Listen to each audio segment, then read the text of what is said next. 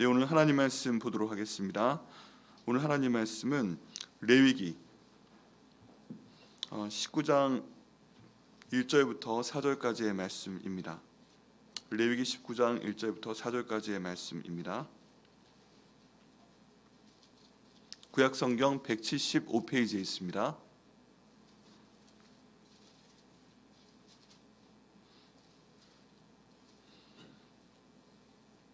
구약성경 175페이지 레위기 19장 1절부터 4절까지의 말씀입니다.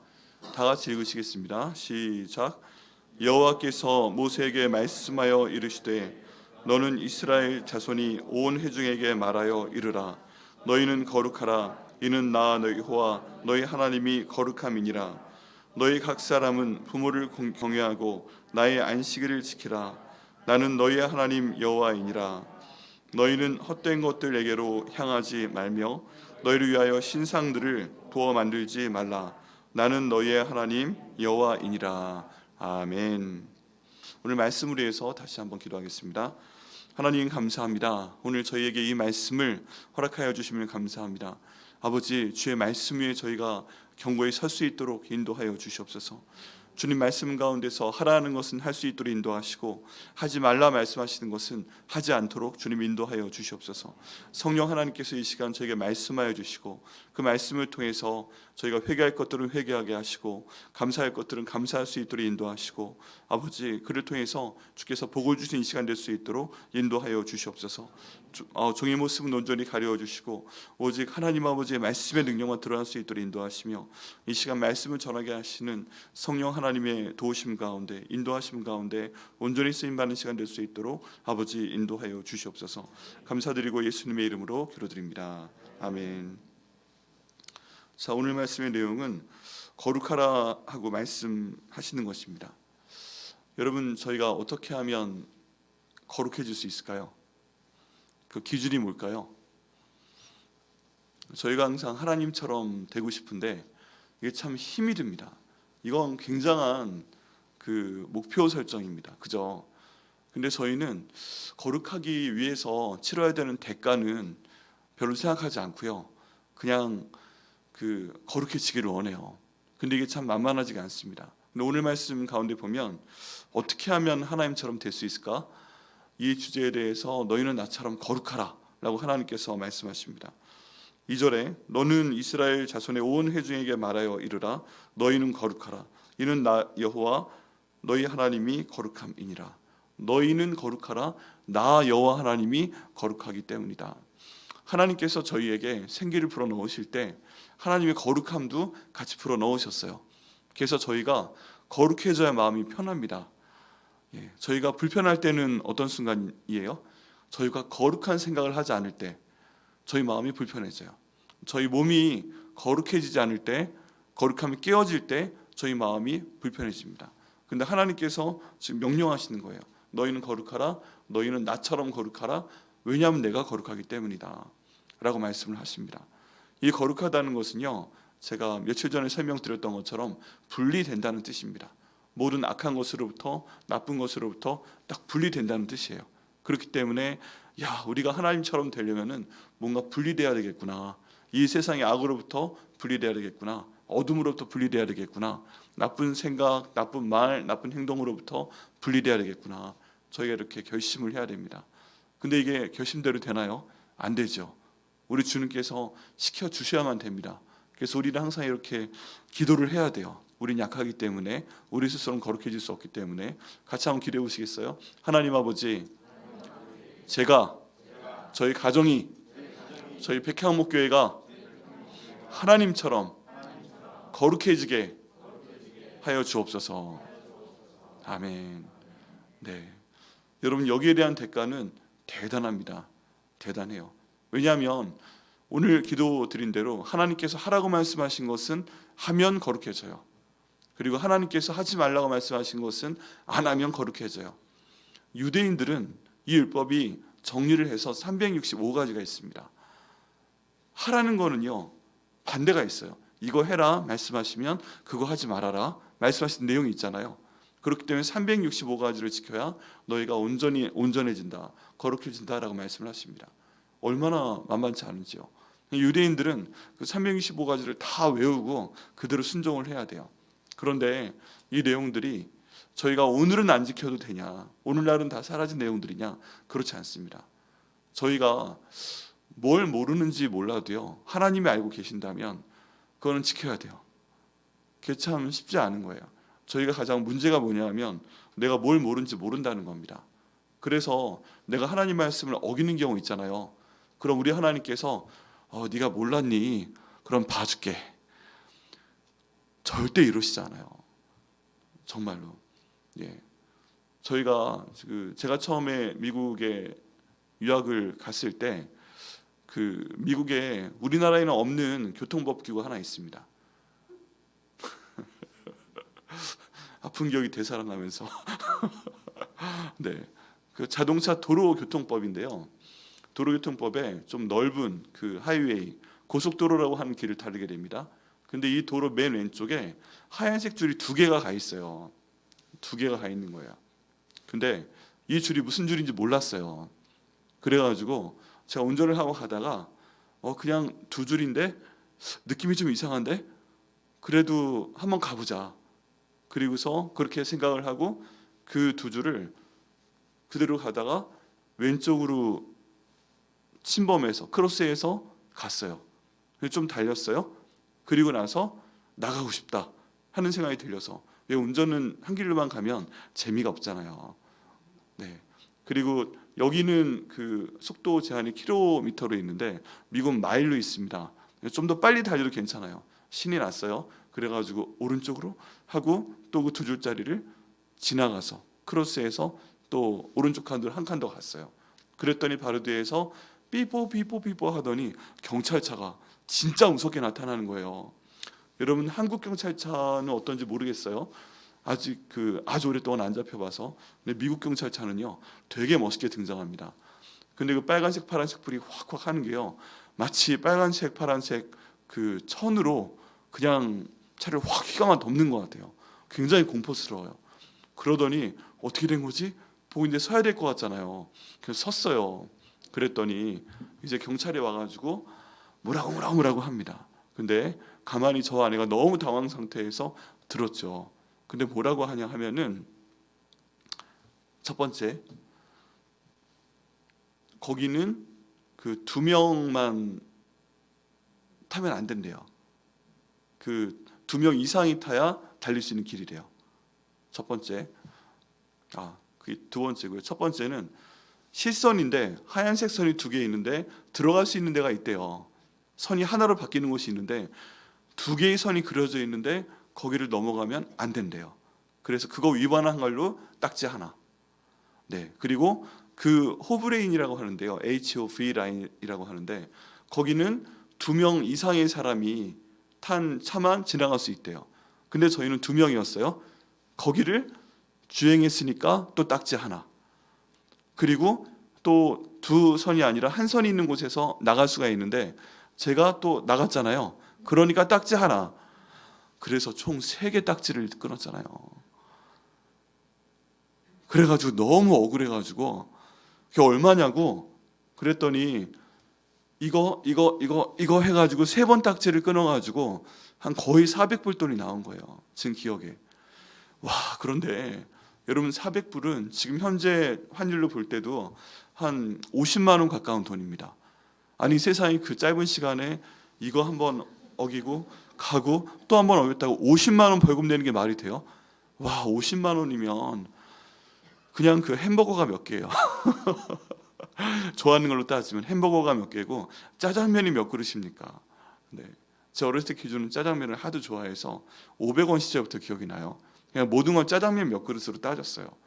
근데 50만 원이면 짜장면이 하고 막 너무너무 화가 나가지고 불그락불그락 하는데 잘못한 거죠. 그래서 계속 이렇게 제가 그 요청을 했어요. 좀 봐달라고. 그래가지고 봐달라고를 뭘로 해야 되는지 그때 잘 몰라가지고 뭐라고 해야 되지? 룩겜미라고 해야 되나? 그런 엄청난 콩글리시는 쓰지 않았습니다. 다만 뭐라고 하고 싶은데 안 되는 거예요. 그래가지고 하다가 그냥 딱지 뗐어요. 그리고 어쩔 수 없이 돈 냈죠. 네. 제가 하고 싶은 말은 그때 나는 그 법규를 몰랐다. 나 여기 들어온 지 얼마 안 됐다. 그 말을 하고 싶은 거예요. 그런데 결국에 그 얘기를 했어요. 아내도 충격받고 있다 그 얘기를 해줬고 그랬는데 이제 경찰의 반응은 네가 몰랐어도 법은 법이다. 그래서 딱지를 뗄 수밖에 없다. 그리고 행운을 빈다. 굴럭 하고 갔어요. 네, 지키긴 지켜야 된다. 우리 다 찍고 있다. 그때 제가 정말 가슴 가운데 확 올라왔습니다. 근데 한편으로는 또 깨달아지는 거예요. 내가 몰라도 법은 법이구나. 지켜야 되는 거구나. 이해가 되시죠? 근데 그 성경 가운데 있는 법도 그런 거예요. 하나님의 법이 있는데 이 법을 우리에게 주신 지 굉장히 오래됐잖아요. 엄청나게 오래된 책이잖아요. 그런데 이걸 읽지 않았기 때문에 내가 몰라서 하나님의 말씀을 지키지 못했다. 하나님의 말씀을 위반했다.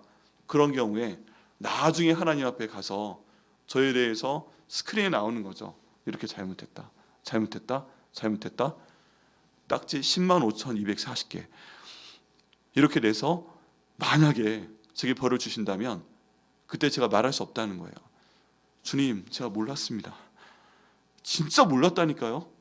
근데 우리 주님 하시는 말씀은 그래도 법은 법이다. 그리고 성경을 너에게 준 지 아주 오래됐다. 네가 안 읽은 거야. 나는 줬어. 그렇게 말씀하시면 할 말이 없다는 겁니다. 정말 할 말이 없는 거예요. 그렇죠. 네. 저희가 거룩하기 위한 방법도 성경에 기록이 되어 있습니다. 거룩하라 라고 말씀을 하셨는데 많은 말씀들이 있어요. 여기 그대로입니다. 이걸 저희가 지켜야만 거룩하게 되는 것입니다. 하나님의 말씀으로 상세하게 주셨어요. 첫 번째, 여기 19장에 있는 말씀을 좀 읽어나가 보면요, 너희가 하나님께 예물 드릴 때, 일단 예물 드린다는 건 예배하라는 뜻이죠. 너희는 하나님을 예배하라. 그리고 하나님께 그 예배 드릴 때는 예물을 가지고 나와라. 그래서 레위기의 주제가 뭐라고 말씀드렸죠? 5가지의 제사와 5가지 그 예물 드리는 방식과 7가지 절기, 이걸 통해서 하나님을 기억해라, 예배해라, 이런 내용이라고 말씀드렸어요. 5제사 7절기. 그걸 저희가 알아야 돼요. 옛날 사람들만 알면 되지 않습니까? 여기 나와 있는 방식이 어떤 건 잘못했다고 회개기도 드리는 거고 어떤 것들은 감사합니다, 뭐 감사 예배에 대한 내용이기 때문에 이름만 바뀌었지 사실은 저희 가운데도 그대로 있어요. 저희가 번제만 드리지 않을 따름이에요. 뭐 제사 방식만 아닐 따름이에요. 목적은 똑같아요.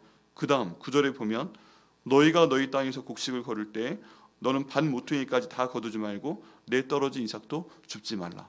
왜 그래요? 가난한 사람들을 위해서 남겨두라 하는 것입니다. 그래야 거룩해지는 거고요. 너희는 도둑질하지 말며, 도둑질하지 않아야 거룩해지는 것입니다. 속이지 말며, 속이지 말아야 거룩해지는 것입니다. 또 13절 바로 밑에 보면 내 이웃을 억압하고 착취하지 말라. 그래야 거룩해지는 것입니다. 품꾼의 삭슬 아침까지 밤새도록 내게 주지 말라. 품꾼의 삭슬은 언제 줘야 돼요? 품꾼은요, 그날 하루 일하는 사람들이거든요. 그땐 정말 하루 일해서 하루 버는 사람들이에요. 그럼 그날 저녁에 돈을 줘야 돼요. 근데 주지 않고 그 다음날 아침까지 주는 일이 없도록 해라 라고 지금 얘기하고 있습니다. 근데 또 기가 막힌 게 이게 레위기잖아요. 아직 농사 안 짓고 있어요. 지금 아직 시내산 밑에 있거든요. 근데 하나님이 미리 앞으로 너희가 가나안 땅에 들어가서 농사를 짓게 될 날이 온다. 정말 그런 날이 올까요? 온다는 것입니다. 너희가 지금은 여기 광야 가운데 있지만 내가 너희한테 땅을 줄 거야. 하나님이 복을 주시는 기준은 언제나 땅을 준다는 거예요. 너무 좋죠. 네, 그 당시에도 부동산이 있었습니다. 근데 하나님이 우리의 마음을 아사 부동산을 주겠다고 말씀하시는 거예요. 가나안 땅에 들어가게 하기 위해서 12지파에게 말씀하신 내용은 뭐예요? 너희가 땅을 한번 정탐해 보고 와라. 그림 그리고 와서 제비를 뽑도록 해라. 제비 뽑으면 그 땅이 내 땅이다. 그래서 시편 말씀 가운데 보면 주여 저한테 땅을 주옵소서 하고 기도를 많이 합니다. 기도해 보시겠어요? 주여 저에게도 땅을 주시옵소서. 네, 이건 나중에 팔아서 잘 살아라 그런 땅이 아니고요. 주님, 저와 제 가족이 거할 수 있는 땅을 줄로 재어서 주시옵소서. 여러분, 이런 기도 저희가 해야 됩니다. 하나님께서 살도록 땅을 주신 거거든요. 그러면 주님, 제가 살 땅, 저희 자녀들이 살 땅, 저희가 일할 땅, 그 땅을 줄로 재어서 주시옵소서. 얼마나 정확하게 기도하는지요. 만약에 30평을 원하면 주여 30평짜리 줄로 재어 주시옵소서. 기도해도 말씀에 근거한 겁니다. 아멘. 네, 정말 그래요. 네, 그렇게 나와 있어요. 근데 하나님께서 이것까지 말씀을 하시고요. 지금 미래의 희망에 대해서 말씀하시는 겁니다. 그런 거 보면 저희가 기도해야 되는 내용 중에 하나가 미래를 위해서 기도를 해야 돼요. 지금은 내가 집이 없지만, 지금은 내가 가난하지만 주님 이 땅 가운데서 내게 땅을 허락하여 주시옵소서. 네, 내게 땅을 허락하여 주시옵소서. 이렇게 기도하시면 하나님께서 응답하십니다. 그게 성경 가운데 있는 내용이고요. 또 아브라함한테 약속했던 거 보셨죠? 그 넓은 땅을 보여주면서 저 땅 다 네 땅. 그게 주제 아니에요? 저 땅 다 네 자손 땅. 그게 주제입니다. 그렇게 복을 줄 수 있는 분이시라는 것입니다. 거기에 대해서 기도하셔야 돼요. 그리고 15절 너희는 재판할 때 불의하게 행하지 말아라. 돈 있는 사람 편 들지 말아라.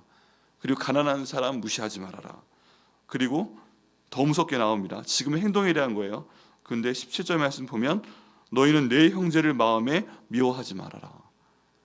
우리가 거룩해지기 위해서 마음으로 형제를 미워하면 안 된대요. 특별히 이름이 형제인 저를 미워하시면 안 됩니다. 아셨죠? 네. 저 옛날에 예수님 신학생 되기 전에는 어디 가면 안녕하세요 형제입니다라고 소개를 했어요. 아이가 아니니까 유고요. 네, 자매가 아니고 형제. 그렇게 해서 형제를 미워하시면 안 됩니다. 어쨌든 여기엔 자매도 미워하면 안 된다. 그런 얘기가 있습니다. 근데 기준이요. 이때부터 무서웠어요. 마음으로 미워해도 너희가 거룩해지지 않는다. 미워하지 말라. 또 말씀하십니다. 이렇게 해야만 거룩해질 수 있는 거예요. 너희는 내 규례를 반드시 지켜라. 그리고 그 땅에 과목을 심거든 심지어 3년 차까지는 먹지 말아라. 4년 차부터 먹어라. 뭔가 땅에 대한 이유가 있겠죠. 또 26절 보면 너희는 무엇이든지 핏째 먹지 말며 핏째 먹지 말아라. 네. 왜냐하면 피의 생명이기 때문에 그렇습니다. 29절 말씀 보면 내 딸을 더럽혀 창녀가 되게 하지 말아라. 이런 말씀까지 있고요. 그 다음 31절 말씀 보면 너희는 신접한 자와 박수를 믿지 말아라. 네. 그리고 32절 노인의 얼굴을 항상 경외하라. 33절 너희 가운데 있는 나그네를 차별하지 말아라. 네. 35절 공평한 추를 써라. 이런 내용으로 말씀하십니다. 그런데 거룩해라 하고 말씀하신 다음에 이런 말씀을 쭉 지금 말씀하시고 있는 거잖아요. 근데 그 가운데 첫 번째로 하신 말씀은 뭐예요? 오늘 보니까 부모님을 공경해라부터 나와 있죠. 우리 하나님 세시네. 네. 너희는 거룩해라. 내가 너희 하나님이기 때문에 거룩해라. 근데 3절에 제일 처음 나온 내용이 방금 말씀 여러 가지 계명이 있는데 첫 번째가 3절. 같이 한번 읽어보시겠습니다. 19장 3절 시작. 너희 각 사람은 부모를 경외하고 나의 안식일을 지키라. 나는 너희 하나님 여호와이니라. 거룩하기 위한 첫 번째 조건이 부모님을 공경해라 하는 것입니다.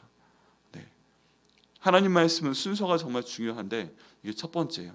그러면 부모님을 공경하면 됩니다. 아멘. 네. 이유를 막론하고 부모님을 공경해라. 이 앞에 어떤 조건도 달려있지 않죠. 부모님이 돈이 많으면 공경해라. 부모님이 돈이 없으면 공경하지 말아라. 이런 거 아니죠. 부모님이 건강하면 공경해라.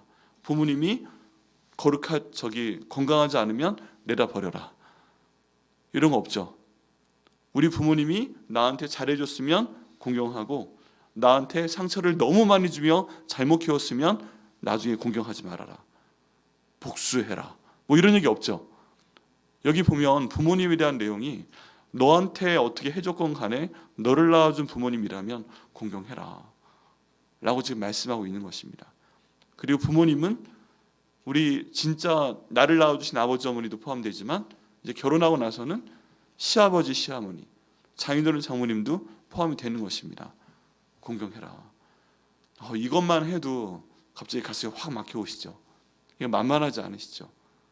네. 뭐 여러 가지 상황을 보면 부모님 공경하지 않는 사람들 되게 많잖아요. 부모님 우리도 마음 가운데로 공경하지 않을 때가 정말 많이 있었잖아요. 만약에 그렇다면 거룩해지기 위해서 이것부터 회개해야 되는 거예요. 제가 마음으로 부모님 공경하지 못한 거 용서하여 주옵소서. 내게 잘해 주실 때는 감사하고 공경할 수 있었지만 그렇지 못한 시기가 인생 가운데 있을 수 있잖아요. 갑자기 우리 엄마 아빠가 돈을 못 벌게 됐어요. 그러면 공경하기 힘들어요. 저희도 그랬어요. 아버님이 그 회사 잘 다니시다가 제가 초등학교 6학년 때 갑자기 오셔서 아빠가 이제 목사님이 되기 위해서 신학 공부할 거야. 초등학교 6학년 때부터 공부 시작하셔서 고등학교 3학년 때까지 공부를 하셨어요. 그리고 고등학교 3학년 때 교회를 개척하셨어요. 강남구 대치동에 있는 건물 지하에. 여러분 강남구 대치동이 지금은 어떤지 모르겠지만 지금도 대단하죠. 저희 집에서 걸어서 그 삼성역 10분, 선릉역 10분, 저희 집에서 걸어서 무역센터 거기 딱 한 10분 안에 걸어갈 수 있었어요. 그런 동네에 삐까번쩍한 동네에 사랑의 교회 지하철 타면은요 선릉 역삼 강남역입니다. 그러면 20분 안에 걸어서 사랑의 교회 갈 수 있었고요. 그 다음에 충영교회 그 대단한 교회는 역삼역에 있었고요. 그리고 광림교회 이거 압구정동인데 그냥 어떻게 해도 30분 정도면 택시 타면 가거나 지하철 타면 갈 수 있었습니다. 지하철은 아니고 하여간 버스 타고 갈 수 있었어요. 그런 삐까번쩍한 교회들이 많은데 강남에 한 24평 정도 있는 지하 공간에 문 닫으면 하나도 빛 안 들어오는 데다 교회를 개척을 하신 거예요. 초등학교 6학년 때부터 공부를 시작하셨으니까 또 장남의 그 장녀가 갑자기 잘 다니던 회사 때려치고 그 다음에 들어가니까 할아버지가 족보에서 끊어버린다고 막 그랬어요. 삼촌들도 만나지 못하게 하고 외할아버지도 너무 실망을 해가지고 찾아오지 마 그랬는데 외할머니가 막 찾아오셨어요. 근데 정말 섬 같은 그런 시간을 보냈고 개척을 해서 교회로 들어가려고 했더니 기가 막히잖아요. 이 동네가 어떤 동네인데 옆에 코엑스가 있고 나가면은 정말 끝내주고. 그래서 저는 초등학교 6학년 때부터 고3 때까지 도시락 반찬으로 소세지를 싸가본 적이 없어요. 그래서 정말 마음의 소원이 하나님이 소세지 한 번만 도시락 싸갈 수 있도록 해주세요. 이게 기도 중에 하나였어요. 왜 그러냐 하면 딴 애들은 너무 반찬이 좋으니까 저랑 밥을 안 먹어주는 거예요. 그리고서 학교에서 우유 먹는 것도 못 먹었어요. 얼마 내면 우유 깍 먹잖아요. 갖다 주는 거 그거 먹어본 적이 없어요. 그래서 마음 가운데 진짜 부모님 원망 많이 했어요.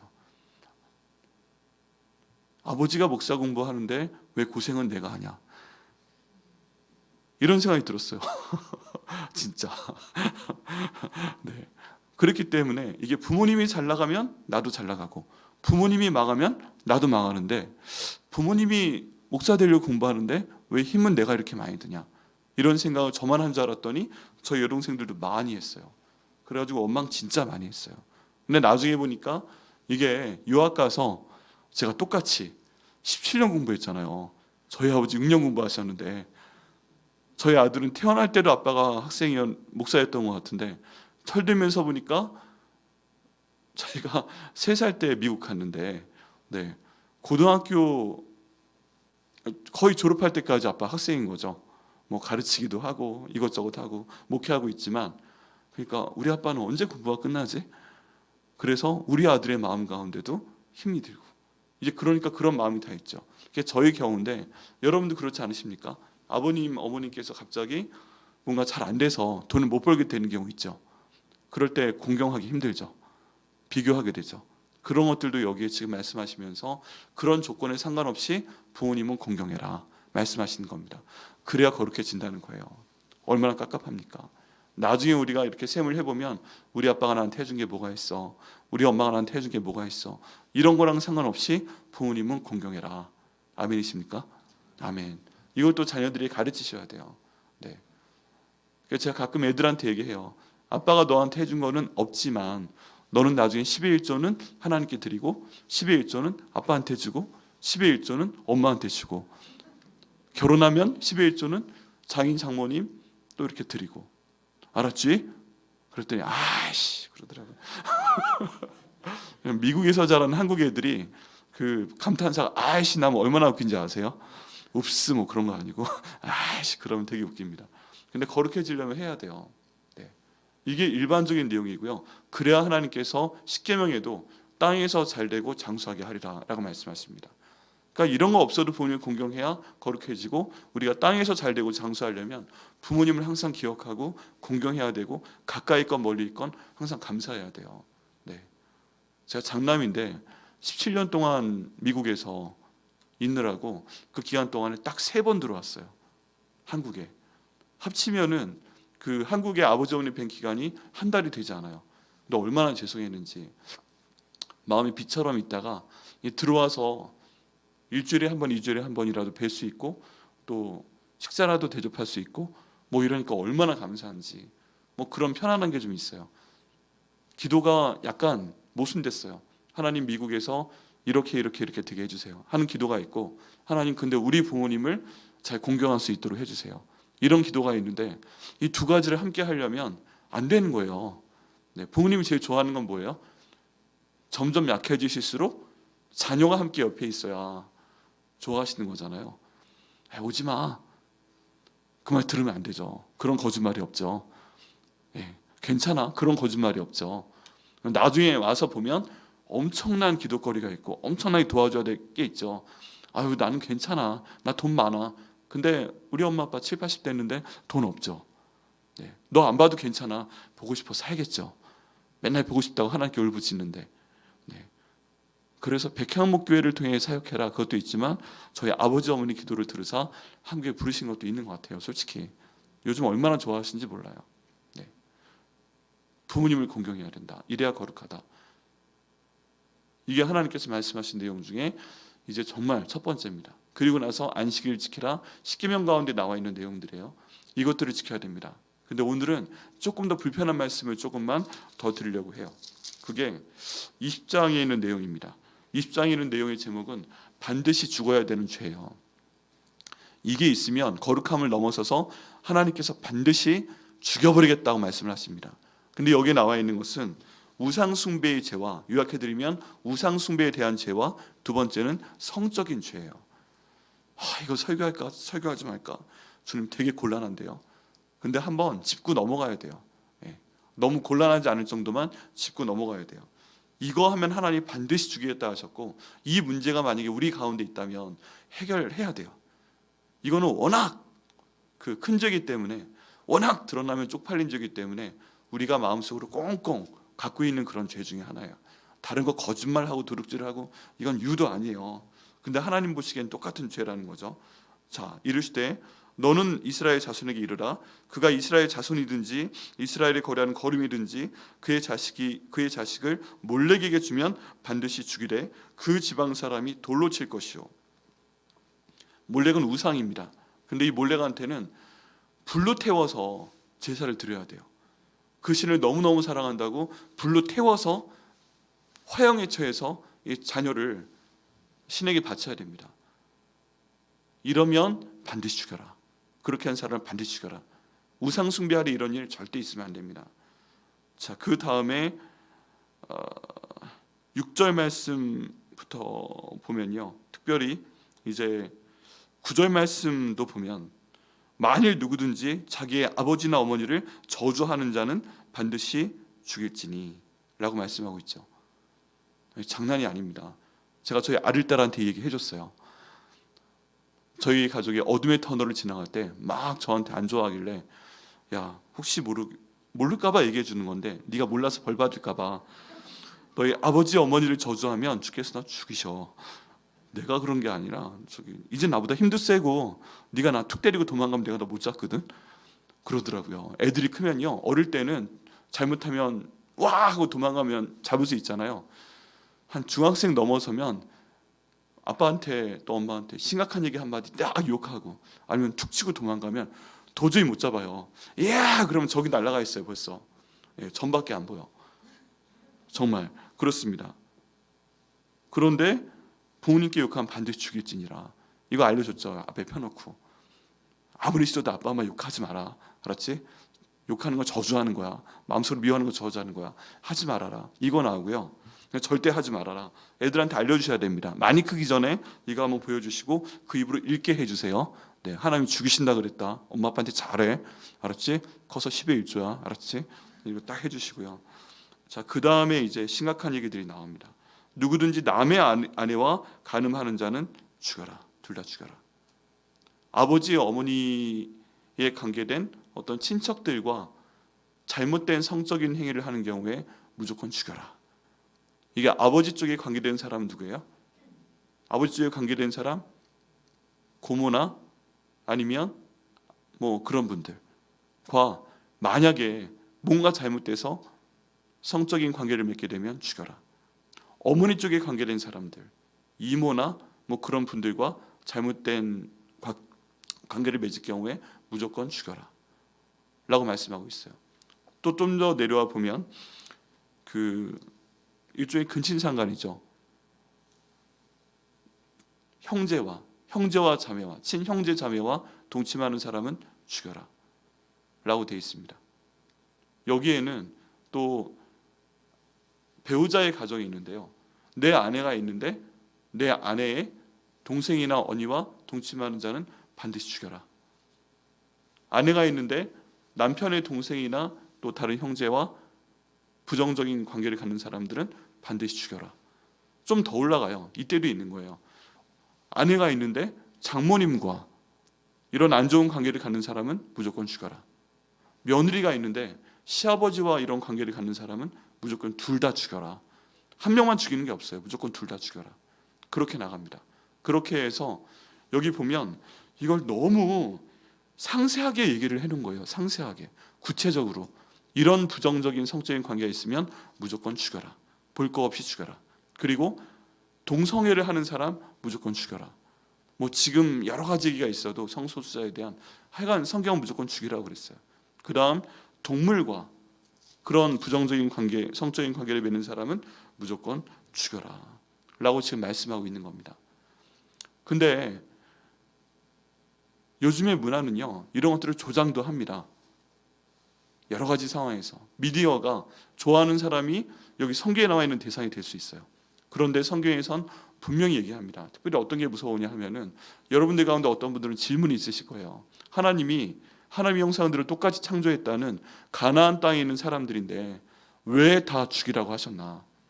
여러분 그 말씀이요 레위기 여기에도 그렇고 다른 곳에 분명히 기록되어 있습니다.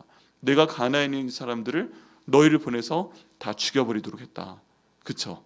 근데 그 이유가 뭐냐면 이런 관계를 부정적인 성적인 관계를 맺었기 때문에 내가 다 죽여버린 거다 라고 말씀하십니다. 이 사람들을 살려두고 싶었어요. 잘 살고 있는데 거룩한데 그냥 그 땅을 주려고 없애버린 게 아니라 이 땅에 있는 사람들이 이런 잘못된 성적인 관계를 맺는 것 때문에 내가 열받아서 이스라엘 백성들을 선택했고 그 사람들을 보내서 가나안 사람들을 한 명도 남김없이 다 죽여버리신 것입니다. 이유는 그거예요. 하나님이 심판하신 거예요. 다른 것 때문이 아닌 이런 잘못된 성적인 관계 때문에. 그래서 저희의 삶 가운데 잘못된 성적인 관계가 있으면 무조건 회개해야 됩니다. 죽을 죄예요. 여기에서는 이런 실제적인 관계가 나오고 있는데 신약으로 넘어오면 기준이 더 세져요. 너희가 마음으로 어떤 여인을 보고 음욕만 품어도 이미 가늠한 것이다 라고 돼 있잖아요. 그러면 그것까지도 하나님 앞에는 죽일 죄가 되는 것입니다. 거룩할 수 없는 것이에요. 그래서 그 문제가 있다면 저희가 해결해야 돼요. 우리의 자녀들이 그런 영상 보지 않도록 해야 돼요. 동영상 보지 않도록 해야 되고 접속할 수 있잖아요. 그거 안 보도록 해야 돼요. 성경을 안 보면 모르겠는데 이걸 보니까 죽을 죄구나, 거룩하지 못한 죄구나, 죽이라고 하십니다.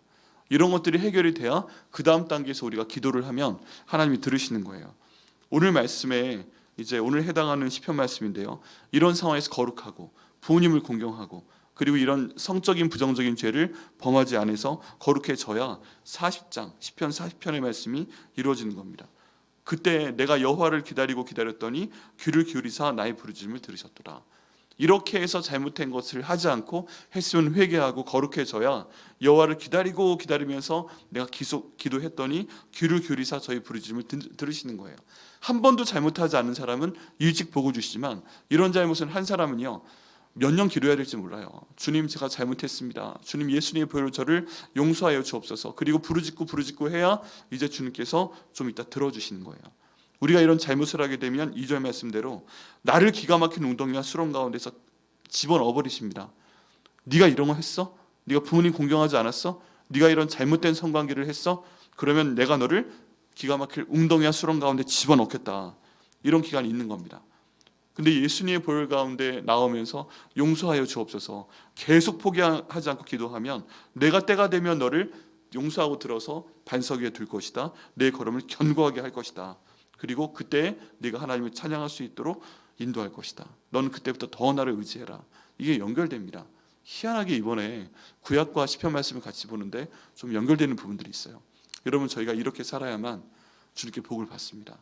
그래야만 거룩해집니다. 그래서 만약에 이 가운데 여기에 걸리시는 내용 있잖아요. 부모님을 내가 마음속으로 욕했다든지 죽습니다.